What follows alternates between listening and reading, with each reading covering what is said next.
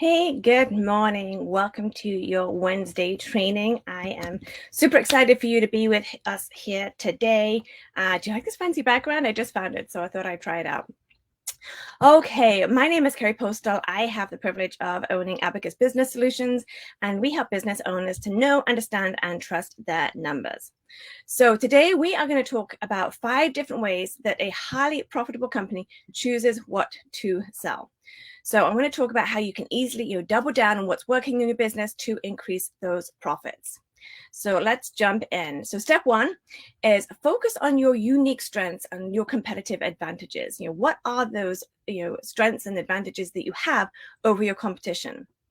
And you need to have that deep understanding of what you do well and what sets you apart from your competition. What is it that makes people choose you rather than company over here? You've got to leverage your strengths, focus on what you do best, and then create that product or that service that's high quality and in demand that is going to make people choose you over the other company. Step 2 is listen to customer feedback. This is a really critical one. Highly profitable companies know the importance of listening to their customers. So get regular feedback, analyze it carefully, see what you can do different next time. What can you do better? What do you need to maybe stop doing? And then from all that data, you should be able to identify, different trends, unmet needs maybe. Maybe there's something that a client said, I would love it if you had done this as well, or if you provided this service. Be listening to those kinds of things where it can help you to, win the next sale over somebody else because you're also offering that service. So you want to be looking for those potential opportunities that you can get to increase your revenue, increase your profitability, as you're going to see and learn the services and the products that your clients and customers are going to value. So use that information to tweak, adjust what your current offerings are, and then develop new ones as well that are specifically tailored to what your client is telling you that they want. Okay, step 3 is analyze market demands. So companies that are highly profitable pay close attention to the market trends and the demand for their product and or service. They're always analyzing data, researching to identify new markets, looking at what consumers are looking, their preferences. What is it that they're looking for, and looking for areas and opportunities where there's a gap in the market where you have that potential to fill that area. Maybe it's something that people are doing in another area of the country, but nobody's doing in your area or not doing it as well where you are. So there's a great opportunity there to be able to really jump in and take and get more clients. So step 4, still with me? We got 2 to go. Take calculated risks. So this is one that sometimes people are like, yeah, I'm just going to play it safe. I don't feel like jumping out of my comfort zone. But this is something that you need to learn to do. Take calculated risks. Don't be afraid of doing that because there's going to be a high reward at the end. And I said calculated risks. So don't go crazy doing crazy stuff, which then ends up losing your money. Make sure it's a calculated risk. Maybe experiment with new products or services. Maybe you try entering new markets. It's a way to expand your business and increase your profitability as well. But only do this, after careful research and analysis. Like I said, don't wake up one morning and think, oh, I'm going to do this. I'm going to sell this service, sell this product, jump straight in without doing any research, and then finding out after, like, oh, there wasn't a need for that. I just spent all this money, and now I don't have, any return, for that investment. And then finally, step 5 is use data analytics. So with technology now, construction service-based businesses can get a lot of data that can help you to make those informed decisions about what's working well and what's costing you money. So you're going to make sure that you're looking at this information, if it's customer behavior, sales data, other, KPIs, key performance indicators. What is it that your data is telling you? What is it that you need to do different, do better, or not do? So use all of that information. And definitely one of those things is your financial statements. Look at your profit and loss report. Look at your balance sheet. Look at your cash flow statement. Look at all those reports so that you can really see how is your business performing.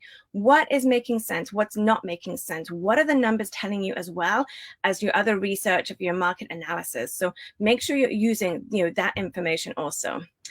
That way you can also compare, that's the way allows you to then make data driven. So I'm always saying informed financial decisions. It's one of my favorite phrases because an uninformed financial decision is going to lead you to who knows what kind of issues, losses, who knows what.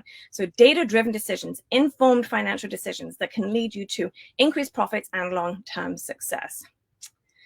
So a lot of information there. So what I want you to take away from this is to really think about, what people are buying. Use the research to find out what your customers are looking for, what other companies are doing.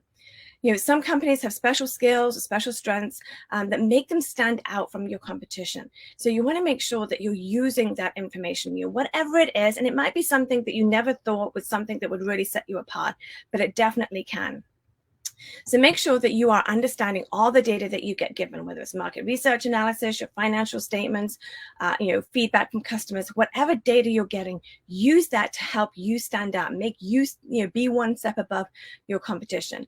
And then hopefully by understanding that research, understanding that data, you can then choose the products and the services that is to sell that are most profitable for you, that makes sense. You don't want to keep selling a service or a product that's not making money. Maybe it's making a little bit of money, but does it really make sense? Does it cover overhead and still give you profit at the end of the day? And if it doesn't, then don't be afraid of stopping that product or service. Don't keep something just going for the sake of it. Now, you do hear people talk about loss leaders, and that is something that can work as well. But again, it's got to be something that's planned out, researched, and thought about, not just something that you just jump in with both feet and don't actually look into. So hopefully that information helps you to decide kind of what you need to do next. What decisions do you need to make to help your company be more profitable? If you don't have any support in this area, if you're doing this business by yourself and you have a team, but nobody really bounce ideas off and talk things through, then we would love to, be there and, to help you, to support you in your growth of your business. So comment below where tell me more, and let's see how we might be able to help.